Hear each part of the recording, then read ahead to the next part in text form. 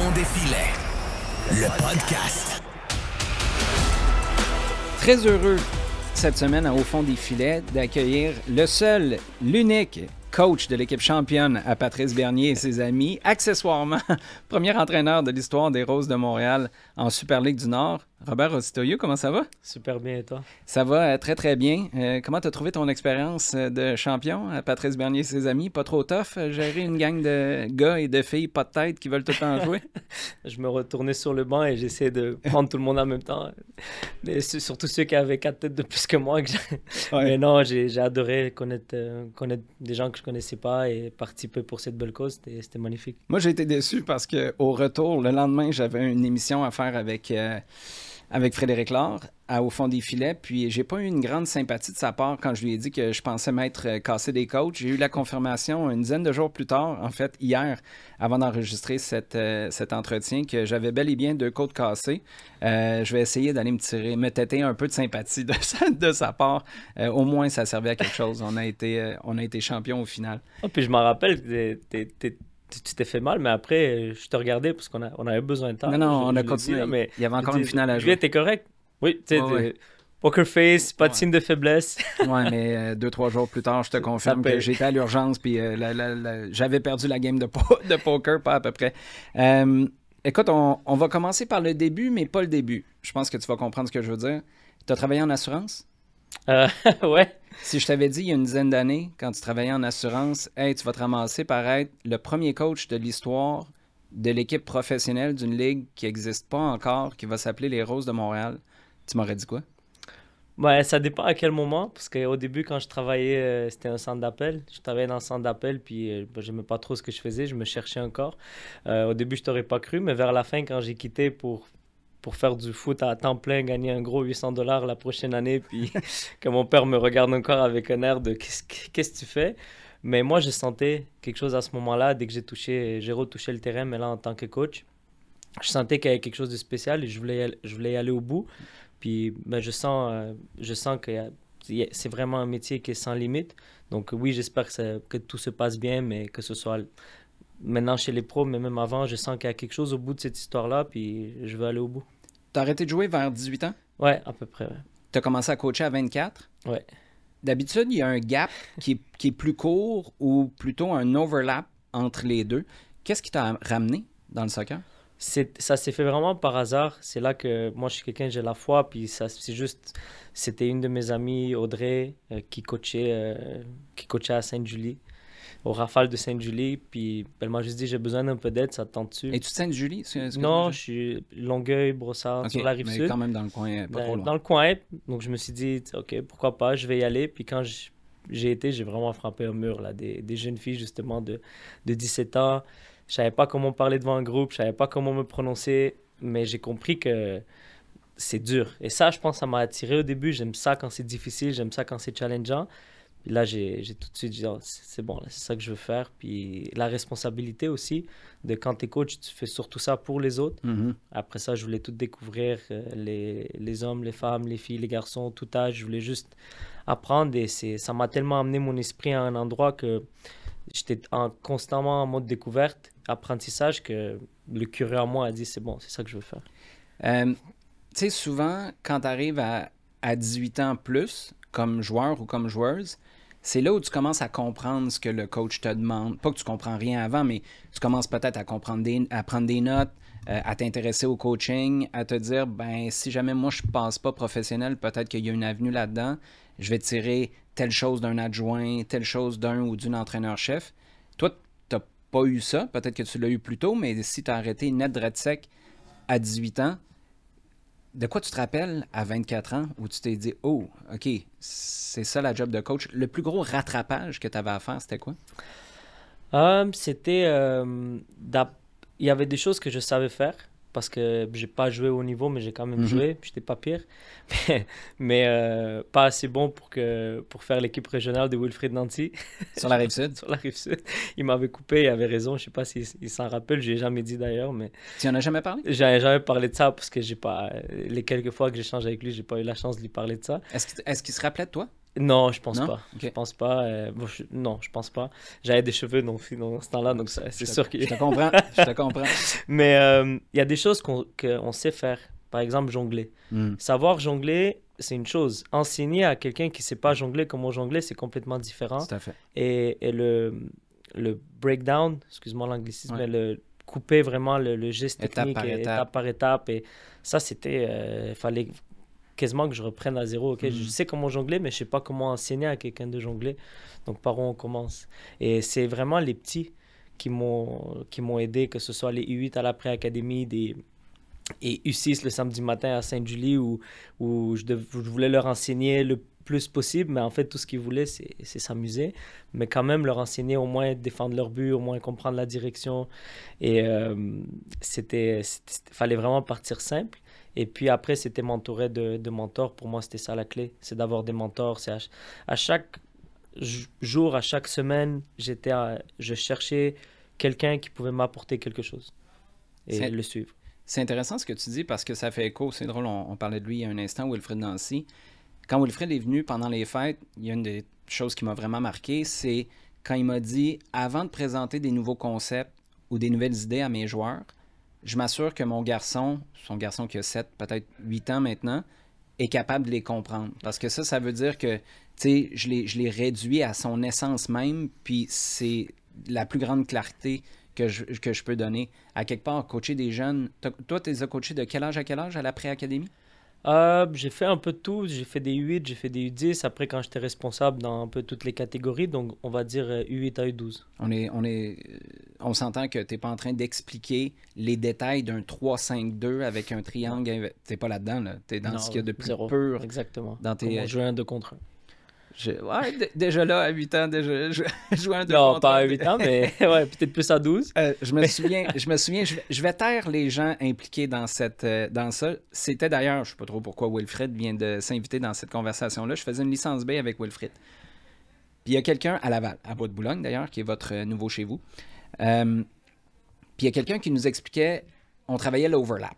Puis c'était dans une licence B provinciale, nationale, je me souviens plus trop. Puis il y a quelqu'un qui nous avait dit, tu sais, l'overlap, ça, vous pouvez le faire avec des enfants de 8, de 9 ans. Puis à l'époque, moi, je coachais des U8, des U9, puis j'avais des U9 plutôt. Puis j'avais une équipe pas pire, puis je me disais, OK, mais toi, tu sais pas quel genre de joueur on a, là. Puis c'est pas un manque de respect, j'avais une bonne équipe, mais commencer à travailler des overlaps à 9 ans, ouais, on va commencer par passer, contrôler un ballon, puis ça va être correct. 100%. Je te parlais du début qui n'était pas le début. On va commencer par le début qui l'est vraiment. Avant tes 12 ans, ça a quand même beaucoup bougé dans ta vie. T'es né en Roumanie. T'es né à Bucarest même? Non, dans le nord du pays, à côté de la frontière de l'Hongrie. Étais-tu à Bucarest avant de venir? Ou À 3 ans, je suis arrivé à Bucarest et c'est là que j'ai grandi jusqu'à 11 avant d'arriver ici. Avec tes grands-parents qui criaient de quel étage en haut? Ouais, c'était le quatrième, mais ça faisait quand même haut. Oui, mes grands-parents... Quand t'as 7 ans, le quatrième, il est haut. Ouais, c'est ça. Exactement. Mon père travaillait beaucoup. Ma mère, je la voyais une fois ou 2 semaines. Et ouais, c'était mes grands-parents qui m'ont élevé. Donc, c'était des beaux moments. Le contexte familial fait ensuite que tu t'en viens ici avec ton père. Et ma belle-mère. À l'âge de 11 ans. Tu parles pas français, tu parles pas anglais. Pour le meilleur, et je présume aussi pour le pire, là, il y a probablement des effets sur les deux côtés de cette médaille-là. Comment ça te forge, toi, Robert Rostoiu? L'adaptabilité. Ça me permet d'arriver quand on ne sait pas... Je pense qu'il y a 2 façons de... Quand il y a un changement ou quand il y a quelque chose que...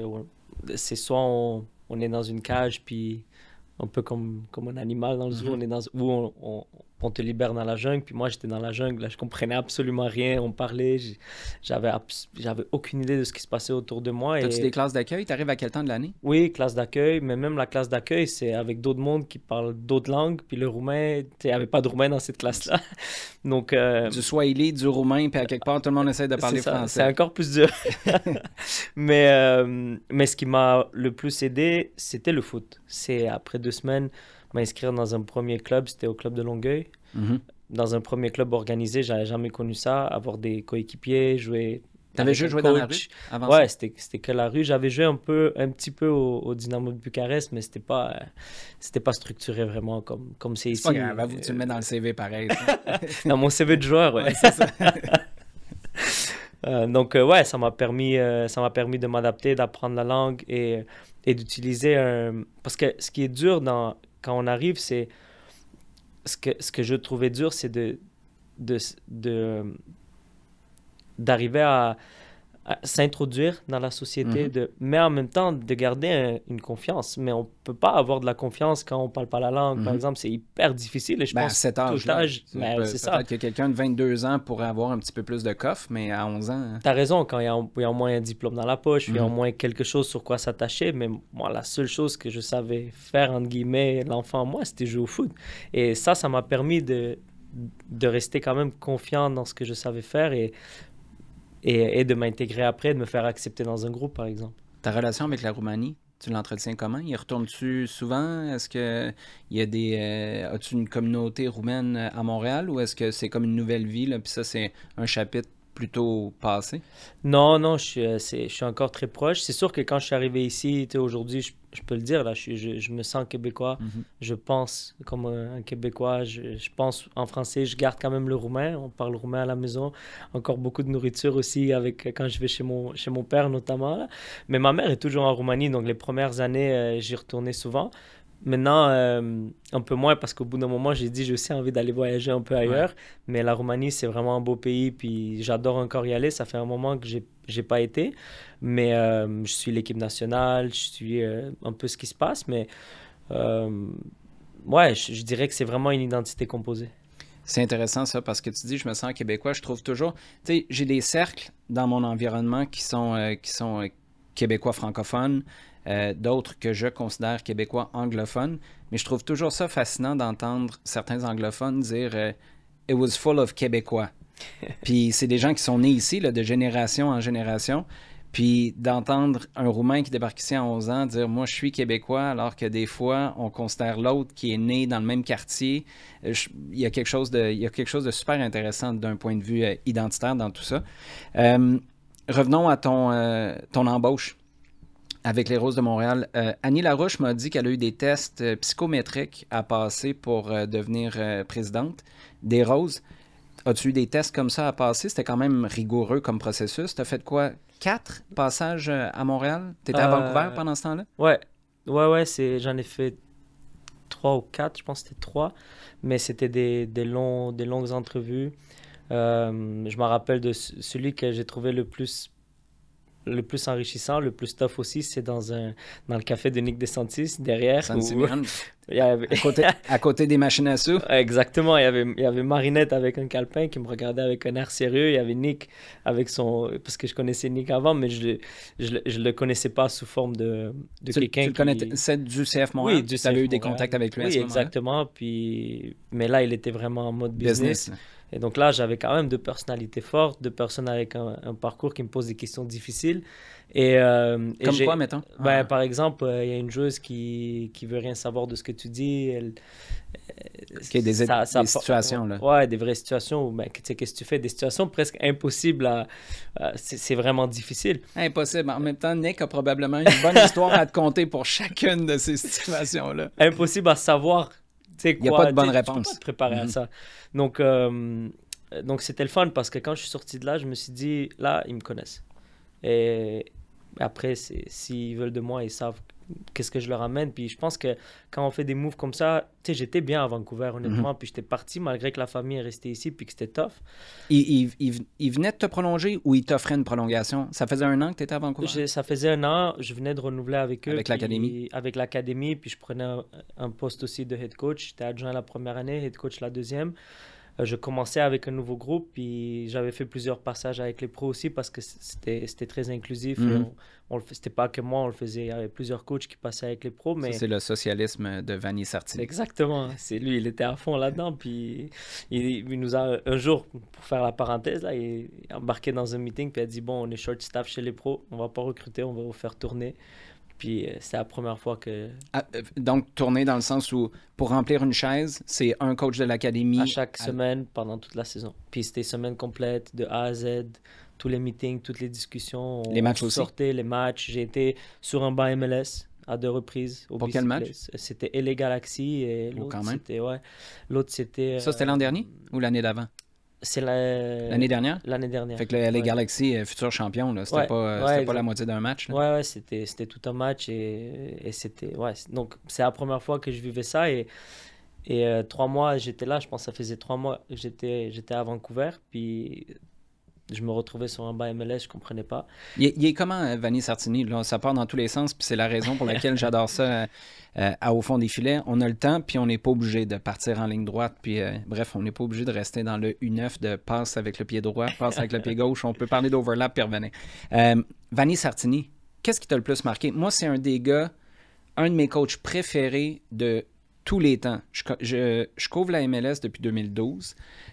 On a évidemment un accès privilégié qu'on fait à la description de match parce qu'on a des appels avant les rencontres, mais dans la générosité, dans la candeur, l'honnêteté, écoute, c'était un gars carte sur table, mais ce qui me fascine, c'est que c'est un gars carte sur table avec des gars qu'il ne connaît pas. Je comprends que tu as quelques descripteurs qui sont là.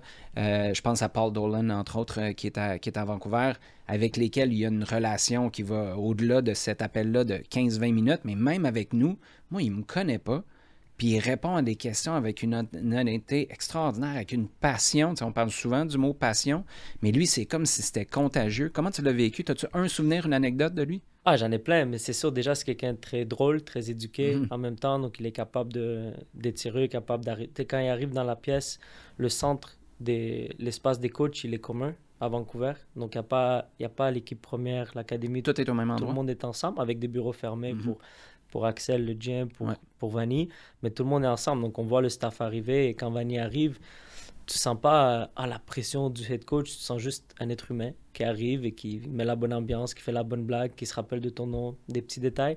Mais pour moi, ce qui m'a le plus marqué, c'est... Je me rappelle une fois quand j'étais avec eux, on commençait très tôt, à 7 h. Tout le monde est là à 7 h? Non, pas lui nécessairement. Il y avait un peu après, mais les analyses, par exemple, il préparait le meeting avec les joueurs. Et il y avait plusieurs séquences qu'il sélectionnait pour montrer ensuite à Vanni. Et c'est vraiment sa mémoire visuelle et sa capacité après à en parler devant le groupe qui m'a vraiment bluffé parce qu'il est arrivé, il s'assoit, il voit les séquences, OK, il va en bas, il explique au groupe avec un niveau supérieur par rapport à ce qu'il venait de voir. Et là, j'étais pas prêt à ça. Là, j'ai dit, OK, c'est bon. Et donc, c'est quelqu'un qui est très clair dans ce qu'il demande, très clair dans ses principes, la défense en zone.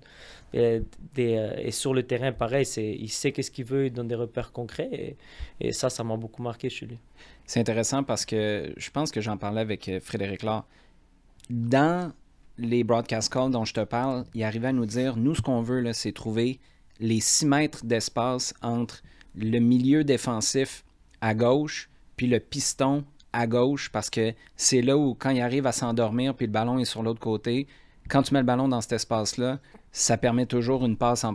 Puis je me disais, bon, OK, là, t'as fait une étude monstre ou tu as compris plus rapidement que tout le monde exactement ce qu'il fallait observer. Ouais. Bref, c'est là la richesse des échanges avec des gars comme ça. Parce que je me suis retrouvé dans plusieurs aspects chez Vanni. Évidemment, chez Wilfried, ça, j'en parlerai pas. Wilfried, c'est mon idole. Et ça l'est depuis longtemps, avant même qu'il y ait du succès. Quand j'allais voir les entraînements, quand il avait pris l'équipe, j'allais voir beaucoup d'entraînements. En 2021. Oui, il m'avait marqué. Mais quand tu mixes cette clarté tactique avec, et c'est difficile déjà d'avoir de la clarté, de mettre tout le monde, un staff, je l'ai vécu là, mettre tout le monde sur la même page, mais qu'après, tu as des joueurs ou des joueuses qui arrivent de différents endroits qui ne parlent pas le même langage, qui ne parlent même pas la même langue. Et quand on mixe la clarté avec l'individualisation du travail, de l'approche, donc Vanni par exemple, et c'est quelque chose que j'adore faire aussi, c'est sur le terrain s'adresser à la bonne personne, dans la bonne langue. Donc, il peut coacher quelqu'un en italien, en espagnol, il en parle plusieurs, hein? Oui, il en parle plusieurs. Si je me trompe pas. Exactement. Donc, ça, c'est très fort aussi parce que c'est une connexion directe avec le joueur en question ou la joueuse. Donc, c'est ce que j'essaie de faire, mais c'est un gros travail. La dernière fois, j'ai dit à Charlotte, on est en build-up. Elle m'a regardé, j'ai dit, c'est bon, j'ai encore du travail à faire. Ça me fait penser, j'ai fait un match avec Sébastien Letout, qui est une légende de l'Union de Philadelphie, quand je faisais des matchs pour Apple TV, on a fait quelques matchs de Coupe des Ligues ensemble. Puis on est à Vancouver le premier vendredi soir. En fait, c'est le vendredi soir, deux choses de fou sont arrivées ce soir-là. Messi a marqué à son premier match avec Miami. Je me souviens, on faisait nos tests de son. On était au BC Place à Vancouver, justement. Puis on faisait les tests de son, puis on regarde l'écran. Messi rentre 94e marque. Puis ça, c'était aussi le match où il y a 38 pénaltys qui ont été tirés entre, c'était Léon, si je ne me trompe pas, et Vancouver. Bref, j'ai failli rater mon avion pour revenir. Ça pour dire que je parlais de blanchissage, puis à la mi-temps, Sébastien m'a dit, mais là, quand tu me parles de blanchissage, de quoi tu parles? J'ai aucune idée de quoi tu parles. Je fais, OK, il n'y a peut-être pas juste les coachs qui ont besoin de s'ajuster comme ça. Tu parlais de ta présence, tu es au fond du café San Simeon, tu as Marinette, Tonic. Quand tu faisais les allers-retours comme ça, tu étais toujours à Vancouver? Oui. Est-ce que, puis là, tu as le droit de ne pas répondre si tu ne veux pas répondre, mais est-ce que tu fais les allers-retours à tes frais? Parce que si c'est le cas, en fait, peu importe qui a cet engagement-là, ça démontre un engagement envers le processus. Oui, ben c'est un peu des deux dans le sens que la première fois que je suis venu, j'étais déjà prévu venir. OK. Vancouver, les Whitecaps ont été vraiment exceptionnels avec moi et ma famille. Ils me permettaient de revenir assez souvent. Tu les as mis au courant dès le départ? Oui, bien OK. sûr. Puis sincèrement, je n'étais pas parti là pour partir après un an. Donc, comme j'avais dit, j'étais bien là-bas. Mais quand l'opportunité est arrivée, j'ai été honnête avec eux dès le début et ça montre la culture qu'il y a dans le club parce qu'ils m'ont accompagné, ils m'ont dit vas-y. Puis... Donc, j'étais déjà prévu arriver dans l'entre-saison. Ça, c'était une première entrevue que j'ai eue. Mm-hmm. Ensuite, la deuxième, non, pas la dernière, le club m'a appelé pour me dire qu'il voulait me revoir, mais je venais de repartir. Et j'avais été là assez longtemps j'avais poussé pour dire, tu sais, si je suis là, si vous avez besoin qu'on fasse, mais sans mettre la pression. Puis comme la dernière étape, il y avait aussi les propriétaires. Et tu fais quoi? Tu leur dis non, je reviens pas? Ben non, mais au moment où il m'appelle, il me dit, OK, vous voulez que je revienne, mais là, je viens de retourner. Mais ça faisait vraiment quelques jours. C'est là qu'ils m'ont dit, non, mais on va te payer celui-là. J'ai dit, OK, c'est sérieux, c'est bon, j'arrive. Donc ça, c'était pas facile, là, parce que se préparer à une entrevue, quand le vol de Vancouver, tu l'as vécu, si c'est le même que souvent les gens prennent, c'est celui à minuit. Le red eye. C'est ça. Puis toi, tu avais l'entrevue le lendemain matin? Ben ça, c'est arrivé 2 fois. Ça, c'était tough. C'était tough, non, mais... T'es poqué, là. Pour les gens qui le savent pas, quand tu reviens... ouais, c'est dur, là. Puis c'est un truc, même quand tu reviens de nuit, puis c'est pas un red eye avec le décalage horaire, le CF Montréal le vit depuis le début de la saison.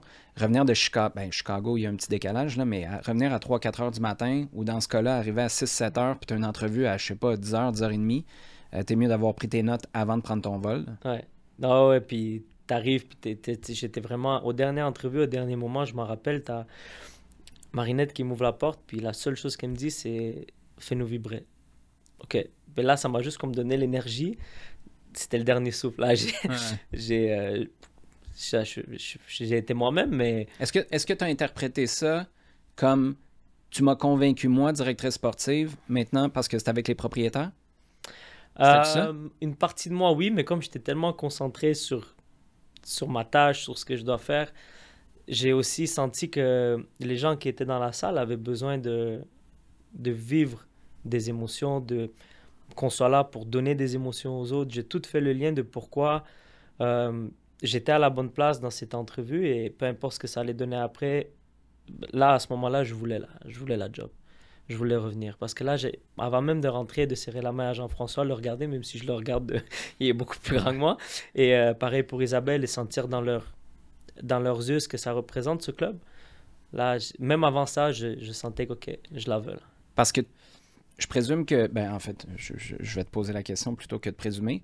Est-ce que tu présentes de la même manière à Nick DeSantis, qui est un gars de ballon, à Marinette Pichon, qui est une femme de ballon, puis à des propriétaires investisseurs, Crevier et Chevalier, c'est pas la même relation avec le sport, avec le soccer que Pichon DeSantis. Est-ce que tu changes ta manière de présenter? Est-ce que ton objectif est différent? Ouais, je me suis ajusté. Je pense que c'est sûr qu'autour d'un café, en allant vraiment dans les détails, on peut être très... aller dans les détails, tout simplement par rapport au foot, à la tactique, à la vision, les situations différentes qui peuvent arriver. Là, j'avais un temps. J'avais une liste de sujets qui était vraiment longue. Il fallait que je sois sharp. Donc, Que toi, tu as choisi ou non, que qu'eux eux t'ont... m'ont donné. Et ce que j'ai choisi de faire, c'est de les mettre par catégorie en utilisant mes piliers. Tu as tout fait des simplement. bundles. Ouais. Ouais, mais par exemple, le pilier culturel. La culture de performance, pour moi, c'est un des piliers de mon identité de coach. Et ça, j'avais pris plusieurs questions. Par exemple, comment choisir une capitaine. Mhm.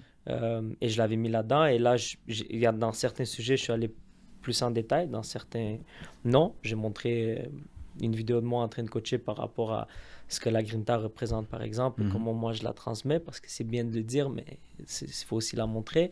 Donc, j'ai fait comme un genre de résumé, mais en même temps, OK, c'est les propriétaires, mais parfait, mais je vais de moi-même. Pour moi, c'était ça. J'ai envie d'être moi-même et j'ai vraiment... Mon envie dans cette entrevue-là et dans cette aventure-là, c'est d'être moi-même et que les gens m'apprécient pour qui je suis et que après on s'ajuste puis on travaille ensemble. Mais vraiment d'être moi-même et ils m'ont permis, dès le premier contact, de me sentir moi-même là-dedans. Fait qu'on choisit comment une capitaine? Je pense que ça passe beaucoup par de l'observation au début, et même si on a un peu des idées, il y a de l'expérience, et je pense qu'il faut que ce soit naturel, il faut que elle au pluriel le veuille aussi. Donc au début, c'est de regarder qui naturellement se dégage, qui prend la parole, et de briefer aussi le staff en amont vers où on aimerait s'en aller. Donc pour nous, là, c'est d'abord un groupe de leadership pour ensuite choisir une ou deux capitaines. À travers ça. À travers ça. Et je pense que il y a plusieurs critères. Il y a montrer par l'exemple. Évidemment, la prise de parole, il faut quand même être à l'aise et vouloir le faire aussi. Et est-ce que ça représente... Qu'est-ce que ce club représente pour toi et à quel point tu as envie de le porter? Je pense que ça fait partie des critères. Choisir un coach ou une coach pour une équipe professionnelle féminine à Montréal, c'est jamais un problème, jusqu'à temps que ce soit quelqu'un qui parle anglais ou que ce soit un gars. Comment tu l'as vécu? Parce que c'était quand même un dilemme. Je pense que Marinette Pichon s'en est pas caché. Éventuellement, puis je pense que tes propos vont même dans ce sens-là. Ouais, éventuellement, dans un monde idéal, c'est une femme qui est à la tête des Roses. Je pense que tu t'es même offert pour, à quelque part, contribuer à ça dans le futur. Bien Toi, sûr. on verra où ton parcours t'amène, en espérant que ça passe par du succès avant tout ça avec les Roses. As-tu eu du pushback un peu? L'as-tu senti ça à quelque part? Parce que tu peux être déchiré de vivre quelque chose qui est extraordinaire dans ton parcours, mais des gens se disent « Mais pourquoi c'est pas une femme? » Non, j'ai pas senti ça, que ce soit de l'interne ou de l'externe. J'ai senti quand même du support de la communauté foot à Montréal, que je connais quand même bien. Les gens étaient Au contents Québec, pour toi. les gens étaient Moi, contents. ça a été unanime là, dans mon entourage. Ceux qui t'ont côtoyé, tout le monde était comme « Ah, cool, on est content pour lui. » Non, mais j'ai été aussi très content de voir cette réaction-là. Et puis au club, ça a été clair. Même si le club avait mis de l'avant que si on trouve une femme, ben oui, on va privilégier ça. Il Et te c'est l'avait tout à dit, fait ça, correct. dans Il le l'avait dit, processus? je pense, publiquement OK. dans un article.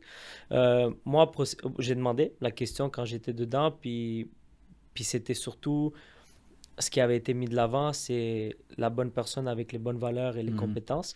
Et je suis d'accord avec ça et j'ai apprécié ça. En même temps, je pense que au niveau féminin, malheureusement, il faut encore forcer un peu. Je donne un exemple parallèle. Est-ce que, puis je sais pas, on a une discussion de comptoir, mais Ah ouais? est-ce que Emma Hayes, quand elle est à Chelsea pendant peut-être 10 ans, et que Chelsea change de coach au niveau masculin à chaque année, ou parfois même 2 fois par saison, si elle pose sa candidature, est-ce qu'on la considère? Est-ce qu'on lui donne la job? Est-ce qu'on lui permet de coacher les gars?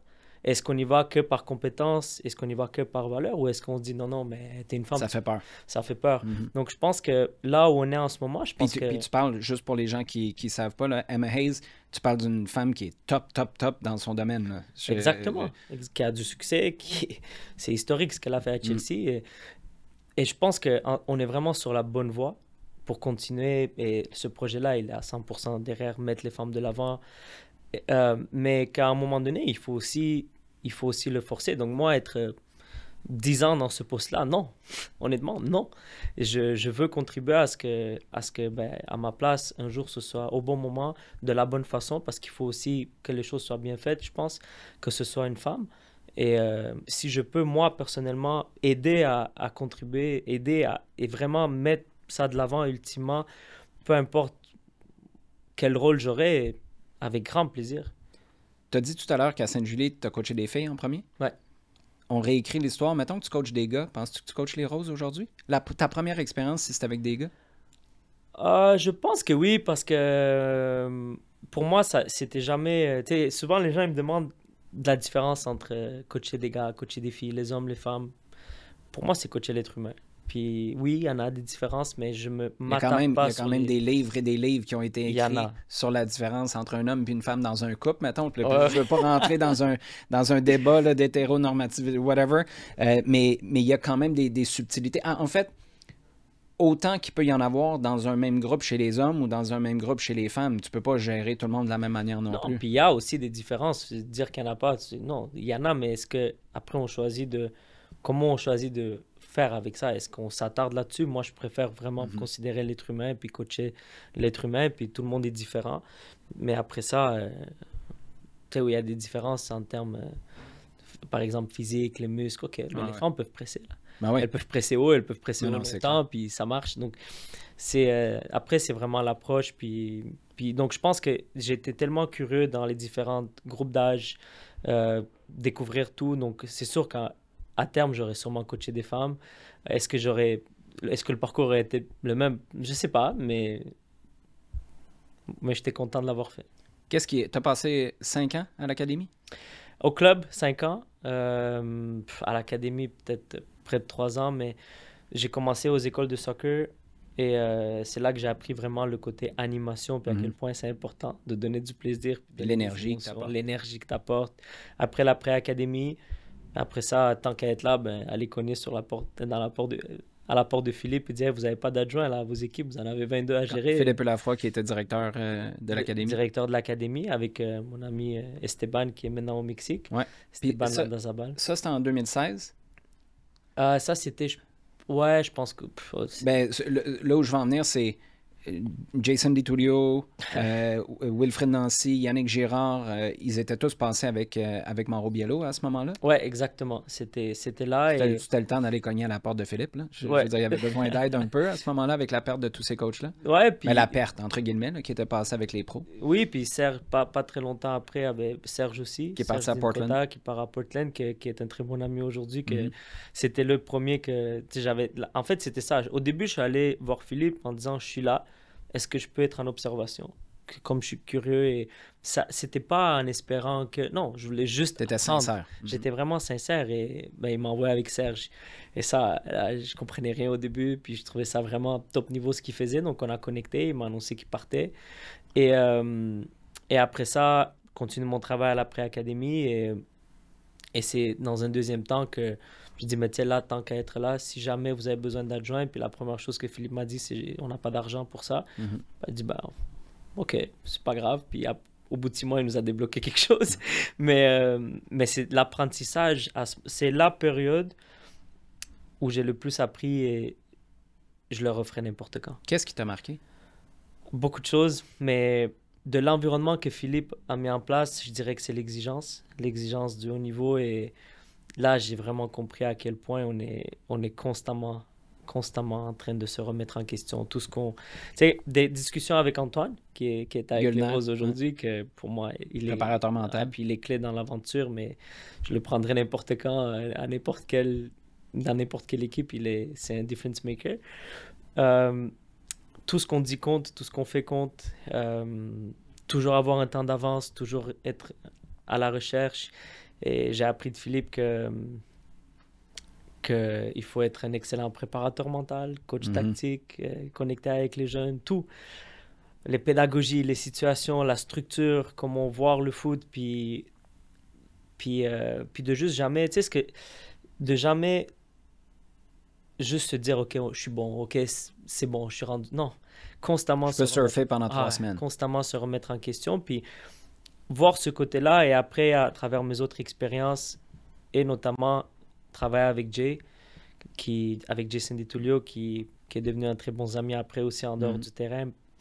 Et malheureusement, on connaît la suite, mais apprendre aussi avec Jason que oui, on travaille fort, mais on peut aussi s'éclater, prendre du plaisir. Jason, c'était les deux pôles. C'était le fun, puis tu sais, blow off some steam, mais en même temps, travailler ultra fort, puis vouloir gagner. Puis je pense que c'est un des trucs sous-estimés un peu à l'académie, parce que je serais curieux de savoir d'ailleurs comment toi tu l'as vécu. Moi, quand j'étais là au départ, il y avait une culture à laquelle moi j'adhère beaucoup, c'est le processus. Concentre-toi davantage sur comment on fait les choses, ce qu'on développe, les aptitudes qu'on va développer chez les joueurs, puis les résultats, pas qu'on s'en balance, mais pas loin. Puis Jason a vraiment challengé cette idée-là à l'académie. Puis je serais curieux de savoir c'en était où quand toi tu as passé quelques années là, parce que Jason a apporté le oui, mais ça peut être les deux en même temps. Puis quand tu arrives au plus haut niveau, puis je pense que son passage avec les pros, surtout avec Mauro, mais on forme ces gars-là au final, pas pour aller participer au tournoi de brassard, c'est pour aller gagner le championnat canadien, pour aller battre des adversaires chez eux, faire les séries éliminatoires. Comment ça coexistait, ça, à l'époque où tu étais là? Ouais, c'était... c'est sûr que... Ben, j'ai une anecdote, je pense on est dans un tournoi en Floride, je pense que c'était la DA Cup à l'époque, et on joue un match. Philippe, il vient nous voir, puis il nous dit là, les U19 se sont qualifiés.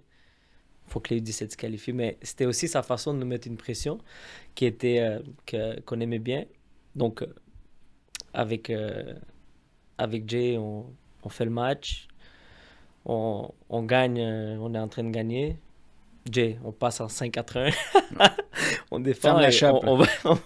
On va Philippe sur le côté qui fume, là, qui aime pas ça, toujours à la recherche du prochain but, puis une philosophie où on change pas qui on est, mais...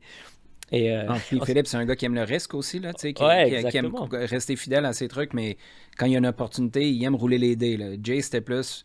Jay aimait ça aussi, une petite game de poker une fois de temps en temps, mais ferme la shop à l'italienne, puis on est qualifié, ça fait la job. Ouais, mais ça n'a quand même pas passé. Non? Non, Philippe n'était pas content, et avec raison. Donc, c'était comment trouver ce juste milieu, à quel moment on ferme, à quel moment on apprend à des jeunes footballeurs de fermer un match, est-ce que c'est à 17, est-ce que c'est à 19? Puis ça, je pense qu'il n'y a pas une science exacte. Je pense qu'il y a des moments où puis justement, des Rida Zouhir, Nathan Saliba étaient dans cette équipe-là, et c'était déjà des gagnants là. C'était déjà et puis je pense qu'il faut encourager ça, mais après on n'a pas un contrôle surtout du banc. Moi c'est ce que je dis aussi au staff aujourd'hui là, c'est on veut gagner là, l'adversaire aussi veut gagner, mais à la 86e minute on peut pas rentrer pour faire la différence. Donc tu veux dire comme coach? Oui, on peut pas aller marquer un but, donc là il faut vraiment qu'on soit en mode solution constamment, et le match va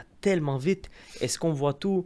Est-ce qu'on est capable de planifier d'avance, mais de surtout s'ajuster sur le moment pour changer, tweaker le truc qui peut nous faire performer pour gagner le match, parce que tout le monde veut gagner le match. Ça pour moi, c'est la base. Oui, mais c'est sûr, tu me sors un jeu d'échecs, je vais vouloir te battre. C'est le compétiteur en moi. Il faut gagner. Non, on veut gagner. On veut gagner, mais après, plus tu te concentres, je pense, et c'est ça aussi que l'académie m'a appris, plus tu te concentres sur vouloir gagner, plus tu risques de te sortir du processus. Et après, qu'est-ce que tu contrôles? Et par exemple, l'effort, tu le contrôles.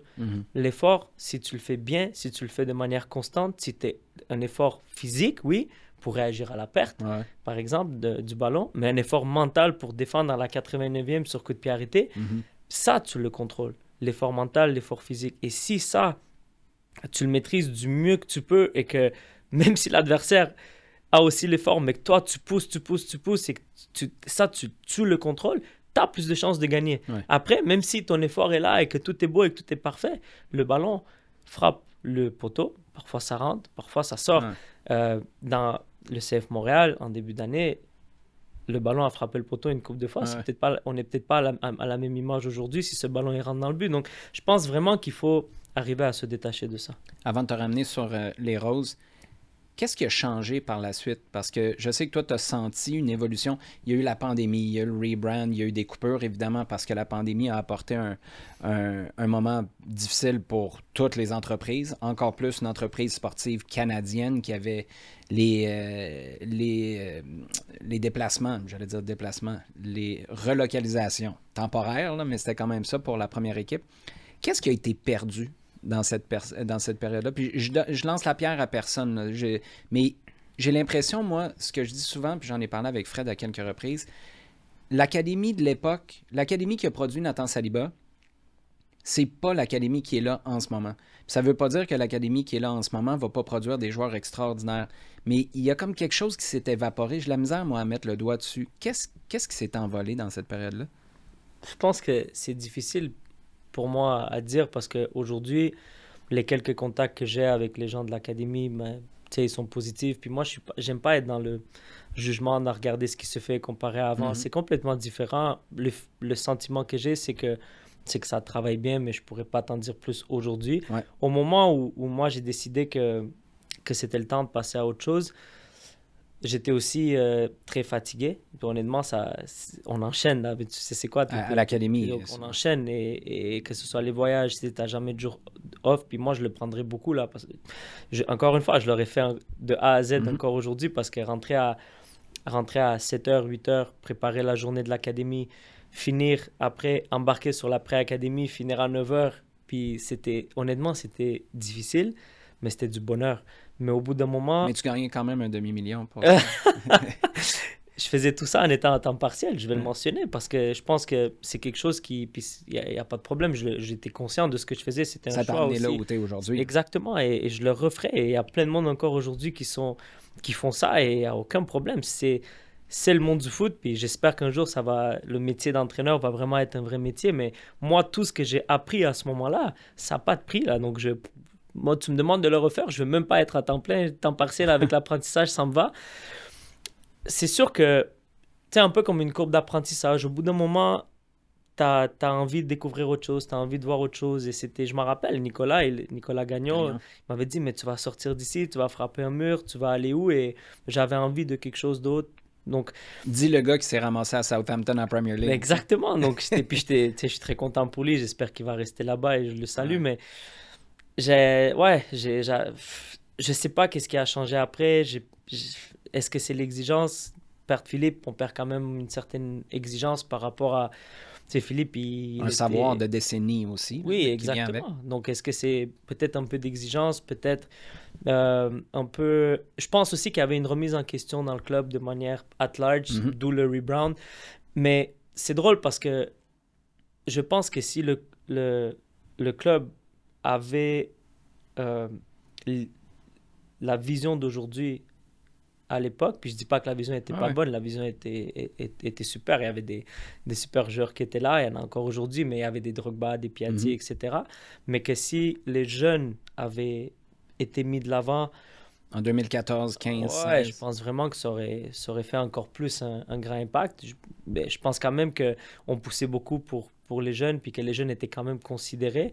Mais c'est sûr que d'un point de vue structurel, quand un jeune arrive et qu'il doit dépasser Drogba, ou se battre pour faire sa place contre Piatti, ben, c'est différent. Je pense que c'est encore difficile aujourd'hui, mais je pense qu'elle l'était encore plus à l'époque. Donc, c'est intéressant de voir où le club est rendu aujourd'hui. Et même si je suis parti à ce moment-là, je suis resté fan et je le suis encore de très près.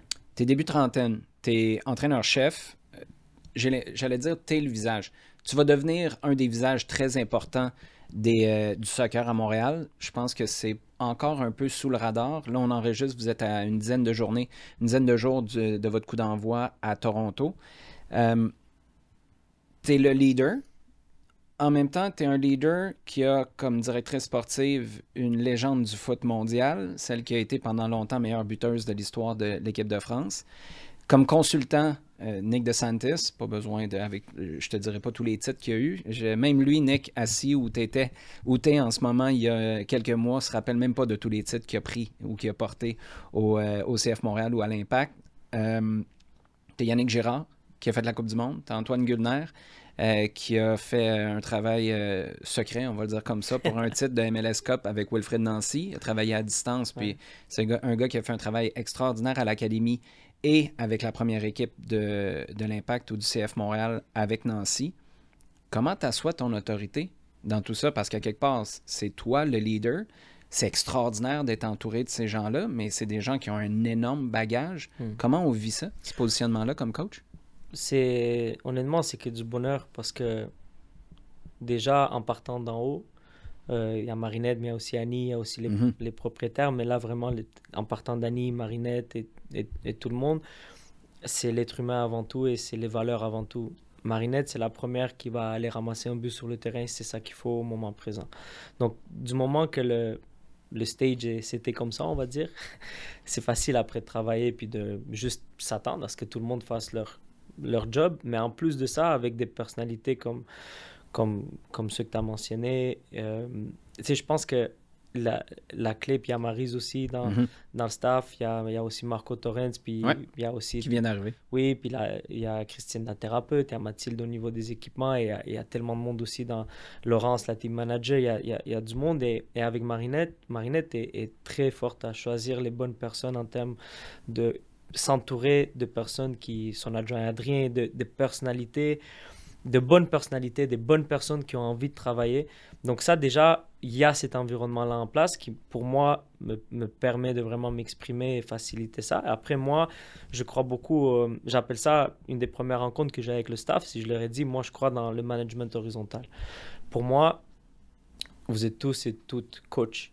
Et que ce soit une ou l'autre qui va avoir une joueuse, la joueuse doit ressentir que c'est le coaching staff qui vient la voir. Mais après, on a des expertises, donc Yannick au niveau physique, Antoine au niveau culture de performance mentale, Maryse au niveau de l'analyse de performance, au niveau des gardiennes de but, des coups de pied arrêtés. Et avec l'expertise qu'on a, on a des tâches et des rôles qui sont concrets. Moi, par exemple, c'est de prendre des décisions. Donc, et ça, c'est facile en théorie, c'est pas donné. Parce que quand on est dans un management horizontal où tout le monde est à l'écoute, tout le monde contribue, moi je leur ai dit voici quelques aspects que pour moi c'est des non négociables au projet de jeu, mais en voici d'autres où on peut décider ensemble. Mais ça crée des débats, ça crée des discussions animées. C'est pas facile à gérer. Et je pense que au bon moment, et ça je prends aussi Marinette comme mentor pour me montrer, elle est tellement juste au bon moment asseoir l'autorité, au bon moment écouter. Et j'espère que ceux et celles qui sont là comprennent qu'on a besoin de ce buy-in pour avoir du succès, de l'écoute, de participer. Et quand la personne qui est en face connaît bien son rôle et a la bonne personnalité, le bon caractère et l'humilité pour l'accepter, ça donne une formule gagnante, je pense. Et on va voir ce que ça va donner à court, moyen, long terme. Mais je suis content de comment la dynamique elle est faite. En gros, je donne un exemple concret. Je vais pas m'embarquer dans les trucs physiques de Yannick là. C'est lui l'expert. Je lui fais confiance. Et même s'il a vécu avec John Hellman ou avec d'autres coachs qui ont plus d'expérience que moi, au moment où je lui dis voilà dans quoi moi je crois et comment je veux qu'on essaie les choses, mais il l'accepte aussi. Et donc ça c'est pas juste moi, c'est la personne qui est en face aussi qui contribue à ce que cette vision prenne vie.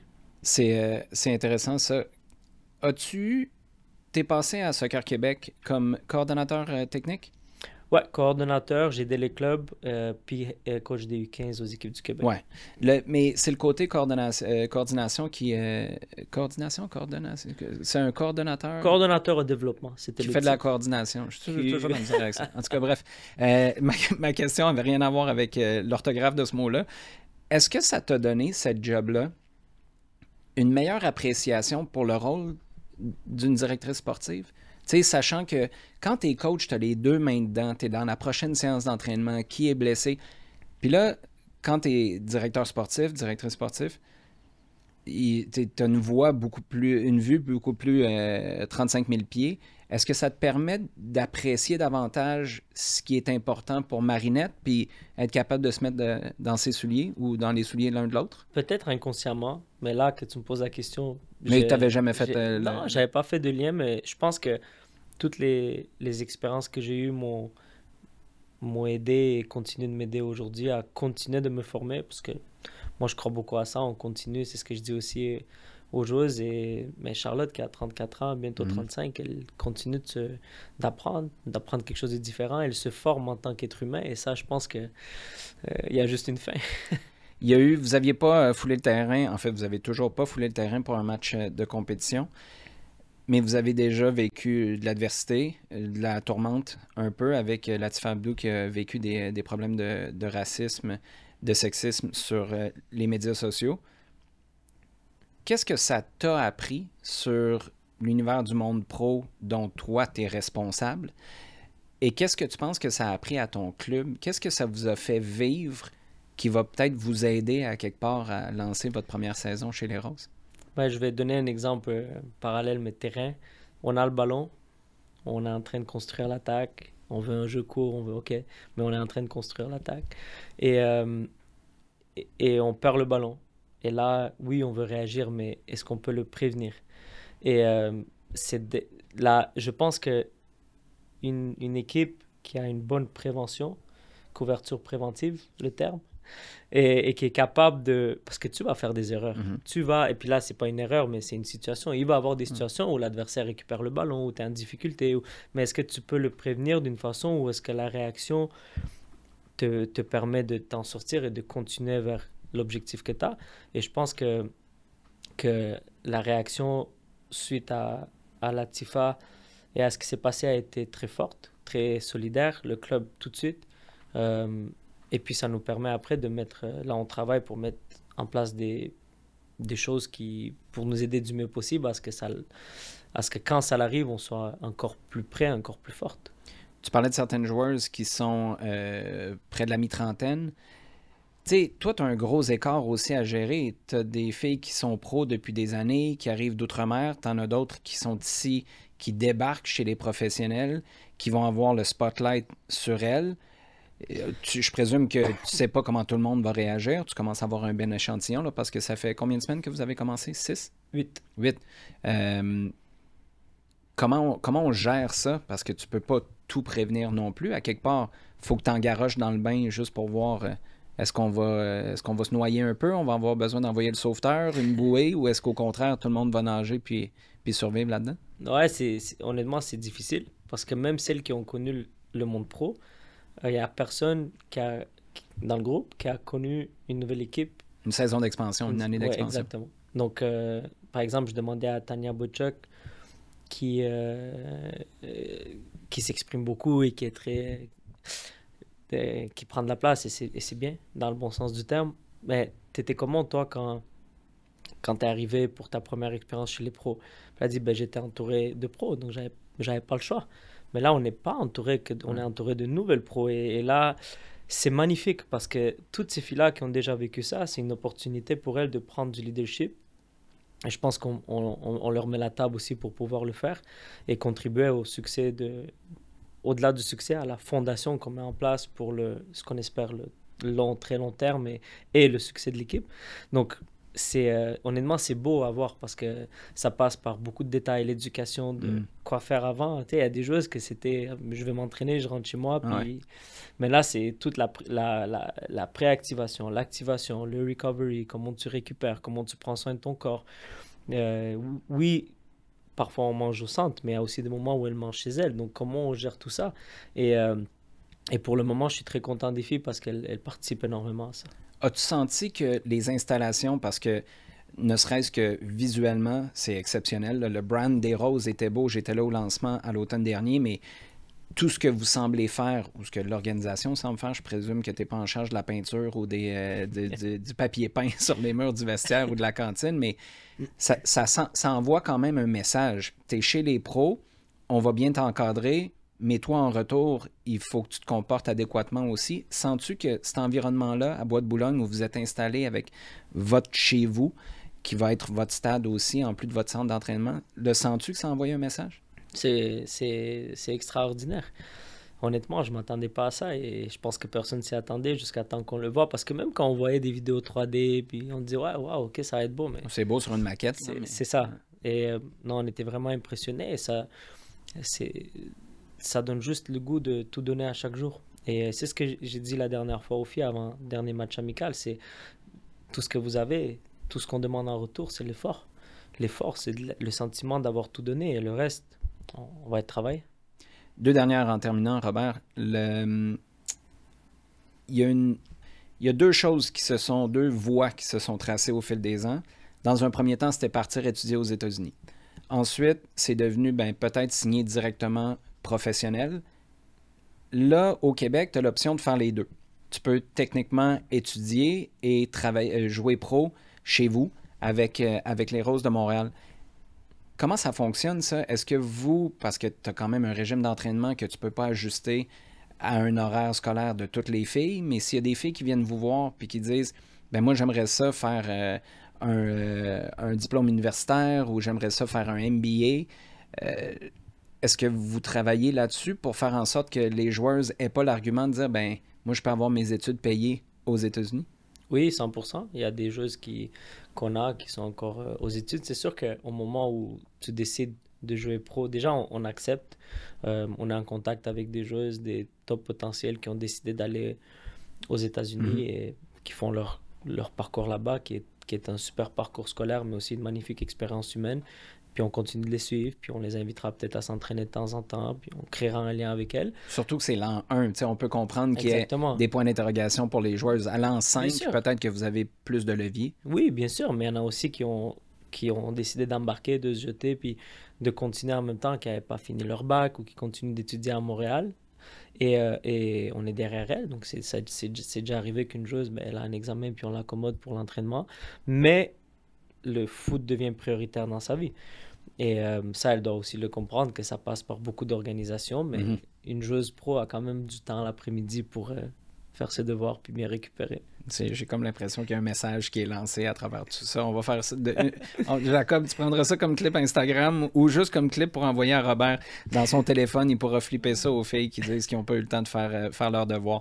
En terminant, les gens qui vont se déplacer pour voir les Roses à Bois-de-Boulogne. Est-ce que le stade a un nom, a été nommé? Là, tu le sais peut-être. Pas encore. Non, je le sais pas.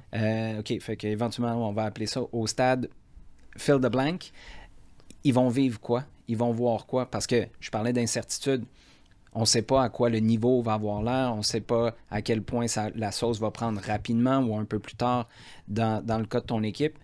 Mais une certitude que tu as sur ce que les gens vont aller vivre là-bas, ce serait quoi? Des émotions. Et j'espère des émotions positives.